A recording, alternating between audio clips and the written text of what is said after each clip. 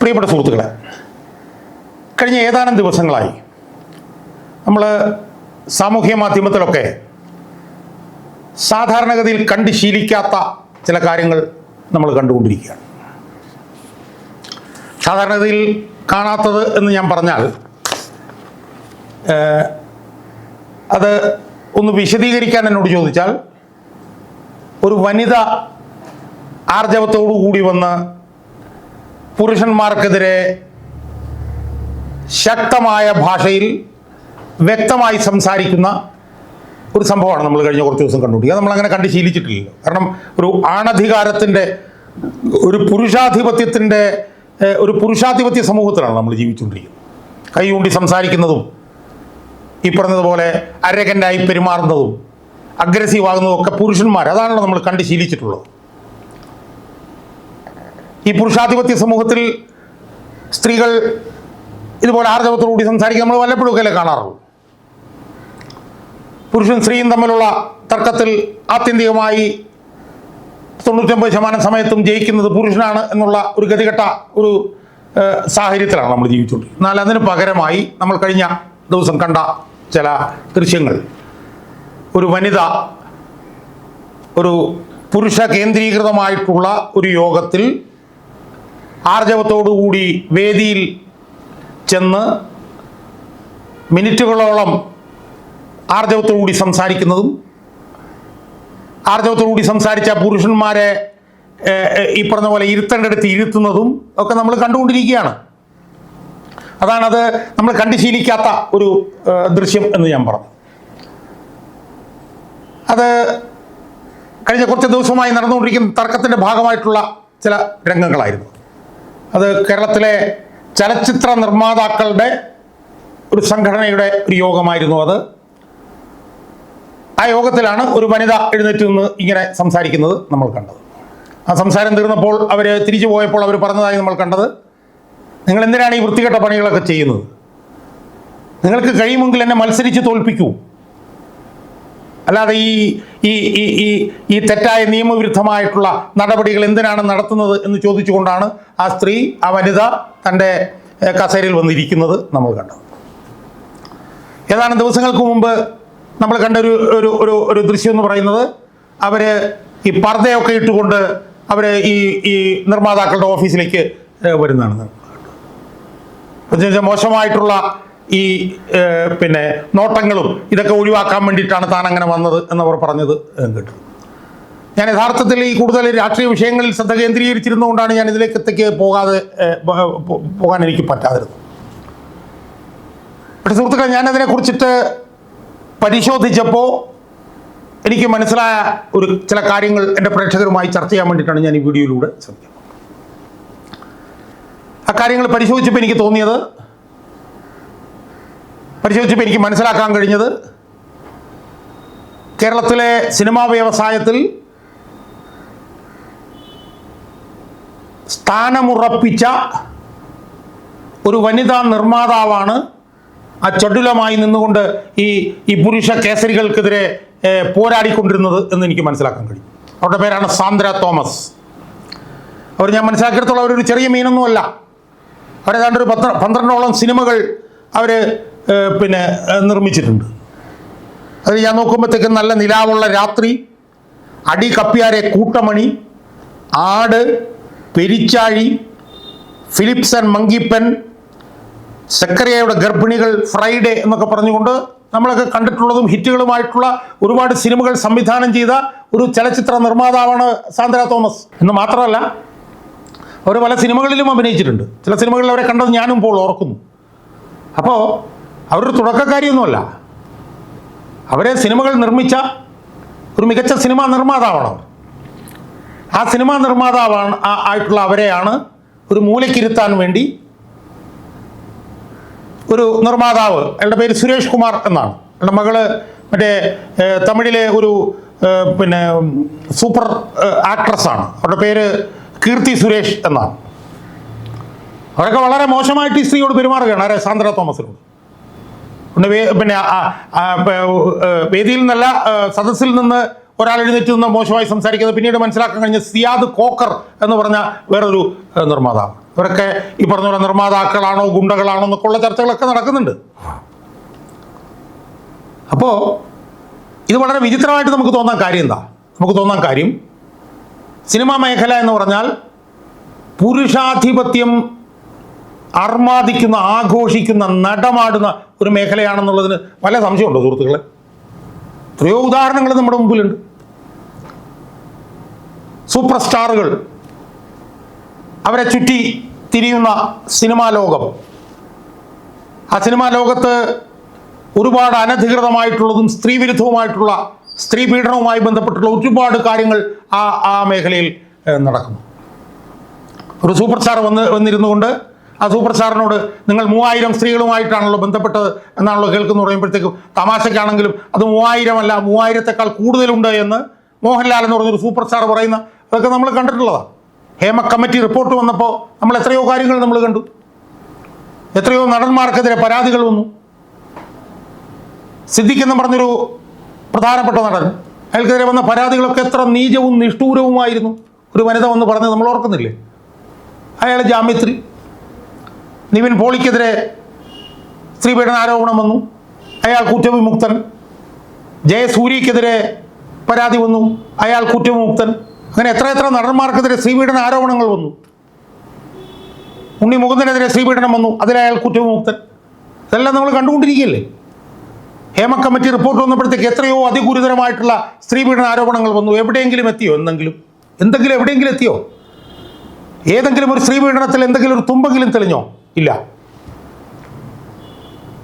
തമിഴിലൊരു നടി വന്നിട്ട് പറഞ്ഞതല്ലേ, പിന്നെ കാരവനകത്ത് നടക്കുന്ന വൃത്തികേടുകൾ, കാരവനകത്ത് ഷൂട്ടിംഗ് സ്ഥലത്ത് നടക്കുന്ന സ്ത്രീപീഡനങ്ങൾ, ആ സ്ത്രീപീഡനങ്ങൾ മൊബൈലിലാക്കി അത് കണ്ട് രസിക്കുന്ന പിന്നെ സിനിമ പിന്നെ നിർമ്മാണവുമായി ബന്ധപ്പെട്ടിട്ടുള്ള ആളുകൾ അവർ വന്ന് പറഞ്ഞതല്ലേ. അങ്ങനെ എത്രയോ കാര്യങ്ങൾ നമ്മൾ കണ്ടു. അവിടെ ഒന്നും തന്നെ സ്ത്രീകൾ എത്ര പീഡനങ്ങൾക്ക് വിധേയമായാലും അവർക്ക് അനുകൂലമായി ഒന്നും നടക്കാതിരിക്കുകയും സിനിമാ മേഖലയിലെ പുരുഷാധിപത്യം തകർത്താടുകയും ചെയ്യുന്ന ഒരു സാഹചര്യമല്ലേ ഇപ്പോൾ സിനിമാ രംഗത്ത് നടന്നുകൊണ്ടിരിക്കുന്നു. സ്ത്രീപീഡനത്തിനിരയായിട്ടുള്ള സ്ത്രീകളെല്ലാം ഈ പറഞ്ഞതുപോലെ അവർക്കൊന്നും ഒരു നീതിയും ലഭിക്കാത്ത ഏറ്റവും അധമമായ ഒരു സാഹചര്യം പിന്നെ സിനിമാ രംഗത്ത് നിലനിൽക്കുന്നത് നമ്മൾ കണ്ടുകൊണ്ടിരിക്കില്ലേ. ഹേമ കമ്മിറ്റി വന്നു, എന്ത് സംഭവിച്ചു? ഒന്നും സംഭവിച്ചില്ല, ഒരു ചുക്കും സംഭവിച്ചില്ല, ഒരു പുല്ലും സംഭവിച്ചില്ല. വിമൻ ഇൻ സിനിമ കളക്റ്റീവ് എന്നും പറഞ്ഞ് കുറേ വനിതകൾ വന്നു, അവർ കുറേ ഒച്ചയമ്പുകളൊക്കെ ഉണ്ടാക്കി, അവർ കുറേ സമരങ്ങളൊക്കെ പോരാട്ടങ്ങളൊക്കെ നടത്തി. പക്ഷേ എങ്ങും എത്തിയില്ല. കാരണം അത്രയ്ക്ക് ശക്തമാണ് അതിലെ പുരുഷന്മാരുടെ ആധിപത്യം. അവർക്കെല്ലാ മേഖലകളിലുമുള്ള ആധിപത്യം, രാഷ്ട്രീയത്തിൻ്റെ മേഖലകളിലുള്ള ആധിപത്യം, ഇവൻ ജുഡീഷ്യറിയിൽ പോലും അവർക്ക് ആധിപത്യം എന്നുള്ള നിലയിലുള്ള ആരോപണങ്ങൾ ഉയരുന്നുണ്ട്. കാരണം ശതകോടികൾ വന്ന് മറിയുന്ന ഒരു മേഖലയാണിത്. കള്ളപ്പണത്തിൻ്റെ സ്വാധീനം വളരെ വലുതാണ് എന്ന് പറയുന്നൊരു മേഖലയാണിത്. വളരെ ഒരു ഇരുണ്ട അകമുള്ള ഒരു മേഖലയാണിത്. പുറമെ സൂപ്പർ സ്റ്റാറുകൾ എന്നൊക്കെ പറയുമ്പോഴും അവർ നടത്തുന്നത് അധമമായിട്ടുള്ള നീചമായിട്ടുള്ള പ്രവർത്തനങ്ങളാണെന്ന് നമുക്ക് എല്ലാവർക്കും അറിയാം. പക്ഷേ ഒന്നും ചെയ്യാൻ പാടില്ലാത്ത അവസ്ഥ, നിസ്സഹായമായിട്ടുള്ള ഒരു അവസ്ഥ. അങ്ങനെ നിസ്സഹായമായിട്ടുള്ള ഒരവസ്ഥയുള്ള പുരുഷാധിപത്യത്തിൻ്റെ മേഖലയായിട്ടുള്ള ഒട്ടേറെ നിയമവിരുദ്ധമായിട്ടുള്ള പ്രവർത്തനങ്ങൾ നടക്കുന്ന, ശതകോടികളുടെ കള്ളപ്പണം വന്ന് മറിയുന്ന ഒരു വലിയ മാഫിയ സംഘത്തിനെതിരെ, അതിന് നേതൃത്വം കൊടുക്കുന്ന ഒരു വലിയ മാഫിയ സംഘത്തിനെതിരെ, അതിൽ തന്നെ നിർണായകമായിട്ടുള്ള പങ്കുവഹിക്കുന്ന സിനിമാ നിർമ്മാതാക്കളുടെ ഒരു സംഘടനയ്ക്കകത്ത്, പുരുഷ കേന്ദ്രീകൃതമായ സിനിമാ നിർമ്മാതാക്കളുടെ ഒരു സംഘടനയ്ക്കകത്ത് ഒരു സ്ത്രീ, സാന്ദ്ര തോമസ് എന്ന് പറയുന്ന ഒരു സ്ത്രീ തല ഉയർത്തി നിന്ന് ഒറ്റയാൾ പോരാട്ടം നടത്തുന്നുണ്ടെങ്കിൽ ആ സ്ത്രീക്ക് കേരളത്തിലെ സ്ത്രീ സമൂഹം മാത്രമല്ല, നീതി ജയിക്കണമെന്ന് ആഗ്രഹിക്കുന്ന പുരുഷ സമൂഹവും ഒറ്റക്കെട്ടായി ആ സ്ത്രീക്ക് പിന്തുണ കൊടുക്കണ്ടേ സുഹൃത്തുക്കളെ? ഒറ്റക്കെട്ടായി ആ സ്ത്രീക്ക് പിന്തുണ കൊടുക്കണ്ടേ? ഞാൻ ആ സ്ത്രീയായിട്ട് കഴിഞ്ഞ ദിവസം സംസാരിച്ചു, എനിക്ക് വലിയ ബഹുമാനം തോന്നി അവരോട്. അവർ ഞാൻ പറഞ്ഞല്ലോ, അവരൊരു ചെറിയ ഒരു സ്ത്രീയല്ല. അവരെത്രയോ സിനിമകൾ പ്രൊഡ്യൂസ് ചെയ്തിട്ടുള്ളതാണ്. അവരെ സിനിമാ നിർമ്മാതാക്കളുടെ സംഘടനയിൽ നിന്ന് പുറത്താക്കാൻ വേണ്ടിയിട്ട് ശ്രമിച്ചുകൊണ്ടിരിക്കുകയാണ് ഈ അധമരായിട്ടുള്ള ഈ പുരുഷ നേതാക്കന്മാർ. ഈ സുരേഷ് കുമാറും ഈ പിന്നെ സിയാദ് ഖോക്കറും ഒക്കെ, ലിസ്റ്റിൻ സ്റ്റീഫനും ഒക്കെ അടങ്ങുന്ന ഈ പുരുഷ കേസരികൾ ആ സ്ത്രീയെ സംഘടനയിൽ നിന്ന് പുറത്താക്കാൻ ശ്രമിക്കണം. എന്തിനാണ്? ആ സ്ത്രീ ആ സംഘടനയിൽ നിന്നാൽ എന്താണ് കുഴപ്പം? എന്നിട്ട് തെറ്റായ കാര്യങ്ങൾ പറഞ്ഞ് അവർ സെൻസർ സർട്ടിഫിക്കറ്റ് ഇല്ല എന്നൊക്കെ പറഞ്ഞിട്ടുള്ള വിവരക്കേട് വൃത്തികേടുകളും പറഞ്ഞ് അവരെ പുറത്താക്കാൻ ശ്രമിക്കുമ്പോൾ ആ സ്ത്രീ വാലും ചുരുട്ടി ഓടുകയല്ല ചെയ്യുന്നത്. അങ്ങനെ ഓടിയൊരു സ്ത്രീയുണ്ട്, അങ്ങനെ ഓടിയൊരു നടിയുണ്ട് പിന്നെ കേരളത്തിൽ. അവരുടെ പേരും കൂടി ഈ അവസരത്തിൽ പറയാതിരിക്കാൻ നമുക്ക് കഴിയില്ല. നമുക്കറിയാം 2017 ഒരു നടി ആക്രമിക്കപ്പെട്ട ഒരു കേസ് വന്നപ്പോൾ ശക്തമായിട്ടുള്ള സ്ത്രീകൾക്ക് അനുകൂലമായിട്ടുള്ള നിലപാട് എടുത്തു വന്ന ഒരു വനിതയുണ്ടായിരുന്നു, ഒരു നടിയുണ്ടായിരുന്നു. അവരുടെ പേരാണ് മഞ്ജു വാര്യർ. അവരാണ് വന്നിട്ട് ഇത് ഗൂഢാലോചനയാണെന്ന് പറഞ്ഞത്. ആ കേസിൽ പ്രതിസ്ഥാനത്ത് നിൽക്കുന്ന ദിലീപിന്റെ ഭാര്യയായിരുന്നു അവർ ആദ്യകാലങ്ങളിൽ. അവർ ദിലീപിനെതിരെ മൊഴി കൊടുത്തു എന്നവരെ നമ്മൾ കേട്ടതാണ്. അപ്പോൾ അവരെ കുറിച്ചിട്ട് നമുക്ക് വലിയ വലിയ ആവേശമുണ്ടായിരുന്നു. ഒരു സ്ത്രീ, ഒരു വനിതാ നടി, ഒരു നടി ഇതുപോലെ സിനിമാ രംഗത്തെ ഈ അനീതികൾക്കെതിരെ ശക്തമായിട്ടുള്ള പോരടിക്കുന്നുണ്ടല്ലോ എന്നുള്ളൊരു തോന്നൽ നമുക്ക് അവരുണ്ട്. ഞാനൊക്കെ വലിയ പിന്തുണക്കാരനായിരുന്നു അവരുടെ ഒരു ഘട്ടത്തിൽ വലിയൊരു ആരാധകൻ പോലുമായിരുന്നു. പക്ഷെ ആ സ്ത്രീ എന്താ ചെയ്തതെന്നറിയാവോ? ആ സ്ത്രീ പിന്നീട് തനിക്ക് കിട്ടാനുള്ള പണം, തനിക്ക് കോടികൾ ഉണ്ടാക്കുക എന്നുള്ള ലക്ഷ്യത്തോടു കൂടി, തനിക്ക് സിനിമയിൽ അവസരം ലഭിക്കുക എന്നുള്ള ലക്ഷ്യത്തോടു കൂടി അവർ ഒത്തുതീർന്നു. അവർ ഹേമ കമ്മിറ്റിയുടെ മുന്നിൽ ചെന്നിട്ട് എനിക്കൊന്നും അറിയില്ലേ, ഞാനൊന്നും അറിഞ്ഞില്ലേ, രാമനാരായണ എന്ന് പറഞ്ഞ് കൈമലർത്തി ഈ മഞ്ജു വാര്യർ. സിനിമാ രംഗത്ത് സ്ത്രീപീഡനം നടക്കുന്നുണ്ടോ എന്ന് പോലും എനിക്കറിയില്ല എന്ന് അവർ ഹേമ കമ്മിറ്റിയുടെ മുന്നിൽ ചെന്ന് പറഞ്ഞിട്ട് ഹേമ കമ്മിറ്റിക്ക് തന്നെ അവർക്കെതിരെ നിലപാട് ആ റിപ്പോർട്ടിൽ എടുക്കേണ്ടി വന്നു. അങ്ങനെ അവരെന്ത് ചെയ്തു? അവർ സ്ത്രീ സമൂഹത്തെയും വനിതാ നടിമാരെയും ഒക്കെ ചതിക്കുകയും വഞ്ചിക്കുകയും ഒറ്റുകൊടുക്കുകയും ചെയ്ത അവർക്കിന്ന് ഒരുപാട് സിനിമകളുണ്ട്. അവർ പരസ്യരംഗത്തൊക്കെ വലിയ തോതിൽ മുന്നിൽ നിൽക്കുകയാണ്. പക്ഷെ അവർ ഒറ്റുകൊടുത്തത് ആരെയാണ്? കേരളത്തിലെ മൊത്തം സ്ത്രീ സമൂഹത്തെയാണ് മഞ്ജു വാര്യർ ഒറ്റുകൊടുത്തത്. അങ്ങനെ മഞ്ജു വാര്യർ കേരളത്തിലെ സ്ത്രീ സമൂഹത്തെ ഒറ്റുകൊടുത്ത് ഓടി ഒളിച്ചപ്പോൾ ഒറ്റയ്ക്ക് നിന്ന് പോരാടുകയാണ് ഈ സാന്ദ്ര തോമസ്. ഒറ്റയ്ക്ക് നിന്ന് പോരാടുകയാണ്. സത്യത്തിൽ അവരോട് കൈ ചൂണ്ടി സംസാരിക്കുകയാണ് ഈ സുരേഷ് കുമാറൊക്കെ. അവരെ സദസ്സിൽ നിന്ന് വിരട്ടുകയാണ് ഈ ലിസ്റ്റിൻ സ്റ്റീഫനൊക്കെ. എന്നിട്ടും അവർ പിന്തിരിയുന്നില്ല. അവരെ ഒരു മീറ്റിങ്ങിന് വിളിച്ചിട്ട് ലൈംഗികമായ പരാമർശങ്ങൾ നടത്തി അവരുടെ വസ്ത്രത്തിൻ്റെ പ്രത്യേകതയെക്കുറിച്ചിട്ടും അവരുടെ അടിവസ്ത്രത്തെക്കുറിച്ചും ഒക്കെ ചർച്ച ചെയ്തിട്ടുള്ള പുരുഷ കേസരികളാണ് വൃത്തികെട്ട ഈ നിർമ്മാതാക്കൾ. അവരുടെ ഒന്നും പേര് ഞാനിവിടെ പറയുന്നില്ല. പക്ഷേ അവരതുകൊണ്ടൊന്നും പിന്തിരിഞ്ഞ് ഓടിയിട്ടില്ല. അവർ നിയമ പോരാട്ടത്തിലാണ്. അവർ ഈ പുരുഷന്മാരോട് പറയുകയാണ്, നിങ്ങൾ എന്നെ മത്സരിച്ച് തോൽപ്പിക്കൂ എന്ന് പറഞ്ഞുകൊണ്ട് നെഞ്ചു വിരിച്ച് നിൽക്കുന്ന ഒരു വനിതയാണ് സാന്ദ്ര തോമസ്. അതുകൊണ്ട് മഞ്ജു വാര്യരെ പോലെയുള്ള ഒരു ഒറ്റുകാരിയല്ല അവർ. അതുകൊണ്ട് തന്നെ സാന്ദ്ര തോമസ് നടത്തിക്കൊണ്ടിരിക്കുന്ന ഈ ഉജ്ജ്വലമായിട്ടുള്ള ഉദാത്തമായിട്ടുള്ള ഈ പോരാട്ടത്തിൻ്റെ പ്രത്യേകത എന്ന് പറഞ്ഞാൽ എന്താ? ഞാൻ സൂചിപ്പിച്ചതുപോലെ ഏറ്റവും അധമമായിട്ടുള്ള പ്രവർത്തനങ്ങൾ നടക്കുന്ന ഒരു മേഖലയാണ് സിനിമാ മേഖല. ഏറ്റവും കൂടുതൽ നിയമവിരുദ്ധമായിട്ടുള്ള പ്രവർത്തനങ്ങൾ നടക്കുന്നു. സ്ത്രീകൾക്കെതിരെ ഏറ്റവും മോശമായി പെരുമാറുന്ന, കള്ളപ്പണം വെളുപ്പിക്കലുമായി ബന്ധപ്പെട്ടുകൊണ്ട് പോലും ആരോപണങ്ങൾ ഉയർന്നിട്ടുള്ള ഈ സിനിമാ മേഖലയിലെ ഏറ്റവും ശക്തമായ വിഭാഗമാണ് ഈ നിർമ്മാതാക്കൾ.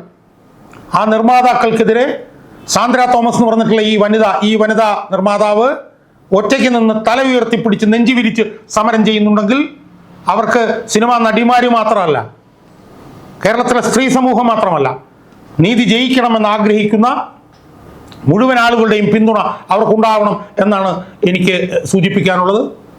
അവരോട് ഞാൻ കഴിഞ്ഞ ദിവസം സംസാരിച്ചപ്പോൾ അവരോട് പറഞ്ഞു, സാർ ഞാൻ VS അച്യുതാനന്ദനെ പോലെ ഒറ്റയ്ക്ക് നിന്ന് പോരാടുകയാണ് സാർ എന്ന് പറഞ്ഞു. എനിക്ക് വലിയ അഭിമാനം തോന്നി. യഥാർത്ഥത്തിൽ VS അച്യുതാനന്ദൻ ഉണ്ടായിരുന്നുവെങ്കിൽ ഈ സാന്ദ്ര തോമസിന് എല്ലാ പിന്തുണയും കൊടുക്കുമായിരുന്നു എന്നുള്ള കാര്യത്തിൽ എനിക്ക് യാതൊരു സംശയവുമില്ല. അതുകൊണ്ട് ഈ സാന്ദ്ര തോമസ് എന്ന് പറഞ്ഞിട്ടുള്ള ഈ നിർമ്മാതാവിന് അവർ നടത്തുന്ന ഈ നീതിക്ക് വേണ്ടിയുള്ള പോരാട്ടത്തിൽ അവർ ജയിക്കണം. അവർ തോറ്റ് പിന്മാറപ്പെടാൻ പാടില്ല. അവർ ജയിക്കുമെന്ന് ഉറപ്പുവരുത്താൻ വേണ്ടി നമുക്ക് ഏത് നിലയിലുള്ള പിന്തുണയാണോ അവർക്ക് കൊടുക്കാൻ കഴിയുക അത് കേരള സമൂഹം മൊത്തമായി തന്നെ ഈ സാന്ദ്ര തോമസിന് കൊടുക്കണം എന്നാണ് എനിക്ക് സൂചിപ്പിക്കാനുള്ളത്. സിനിമാ മേഖലയെ നവീകരിക്കാൻ വേണ്ടിയിട്ടുള്ള ഉദാത്തവും ഉജ്ജ്വലവുമായിട്ടുള്ള ഒരു പോരാട്ടമാണ് സാന്ദ്ര തോമസ് നടത്തിക്കൊണ്ടിരിക്കുന്നത്. അതുകൊണ്ട് സാന്ദ്ര തോമസിനെ നമുക്ക് നമ്മുടെ നേതാവായി പ്രഖ്യാപിക്കാൻ കഴിയണം എന്നാണ് ഒരു പൊതുപ്രവർത്തകൻ എന്നുള്ള നിലയിൽ എനിക്ക് പറയാനുള്ളത്.